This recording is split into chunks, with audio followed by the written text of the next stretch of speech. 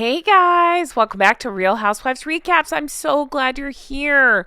We need to have a conversation, you guys. I got about 1,000,001 comments from you guys asking me to talk about what the heck is going on over in Holland, the Dutch translation of this book, and why it was pulled and why that's important. So here we are. Let's have a conversation about it. I'm Jen. Thanks for being here. Honk, honk, everyone. I honk because somebody called me a drunk goose. And that's where I live now. Anyway, you guys, thank you for being here. Sorry about the voice. I've just been yelling into a mic for 2 days, so I think it's just kind of what it is right now. I'm fine. Excited to be here. Excited to talk about this. Not this particularly, because this guy sucks, but excited to break it all down for you. Thank you guys again for your requests and for being here. Let's talk about it. All right, so the news says, this is according to Daily Mail, that Omid Scobie's book names the royalist words that they like to throw around. Sales of Endgame dramatically halted in Holland after the Dutch translation appears to reveal the identity of a family member accused of speaking about Archie's skin color. Let's talk about this because you know what? These two continue to be the worst. Omid too. And I want to remind everybody of the lies that they told and bring it back up. Since they're hell-bent on bringing it back up, let's talk about it some more. We'll get to who they're identifying. You know what? No, let's talk about it right now. So everybody is scared to print the name that is being identified. All I can find is this. This is Rick Evers. His handle is @RickEversRoyal. And he talks about it. I believe he's in the Netherlands. He speaks Dutch and it's translated in his video.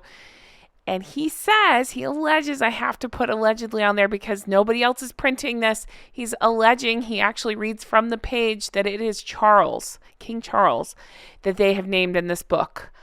I have about 1,000,001 questions, so I wanted to have a conversation with you all about it and remind you all of the discrepancies we've seen out of Harry and Meghan specifically. Don't even get me started on Omid. We'll get to his discrepancies, but Harry and Meghan especially. All right, let's talk about it.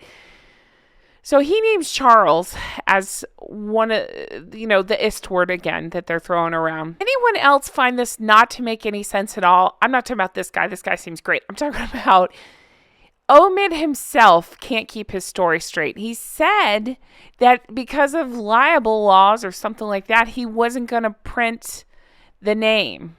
So you're telling me somehow in the Dutch version, it accidentally got translated or printed? Does that not, it doesn't make sense to me. It doesn't make any sense. So I have a couple of theories, and I have one that's sticking out that makes me wonder, did Omid do this on purpose to try to cause controversy, to try to sell more of his book? This sounds like Meghan at work behind the scenes. I wonder if I'm just totally speculating, had something to do with this. I don't know, but I want to remind you all of the problems.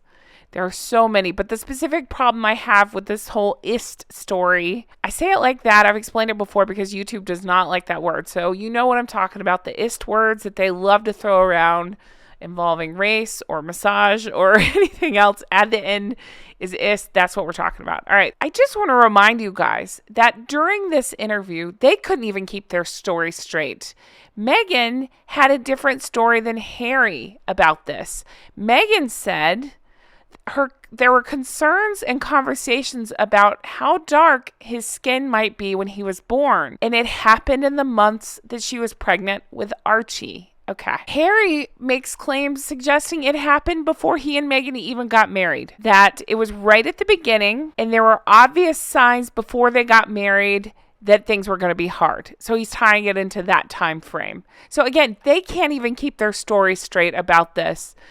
I believe, I wish I could remember who it was, somebody smarter than me, I think it was Tom Bauer, said that he believes, it may have been Lady C, somebody said that they believe what happened was when they were dating, somebody had joked about what their baby would look like, and then it got spun and became this weapon from there, and then that's why they can't keep their story straight, and they tell two different versions of this tale. That actually makes sense to me. That is a conversation that people have. Hey, what would our kids look like?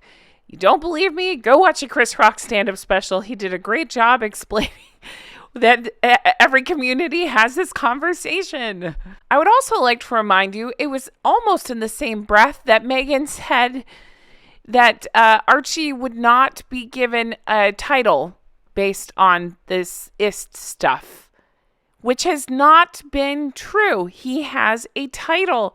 This is crazy. The only ones that are buying their bullshit are themselves and Omid. And honestly, they can't even keep track of their own lives, so I'm not convinced they're buying it. So now why, all of a sudden, are they allegedly saying Charles or some other unnamed royal, whoever you want to pick, why are they saying that they're the ist words? Why is this coming up again? I'll tell you why.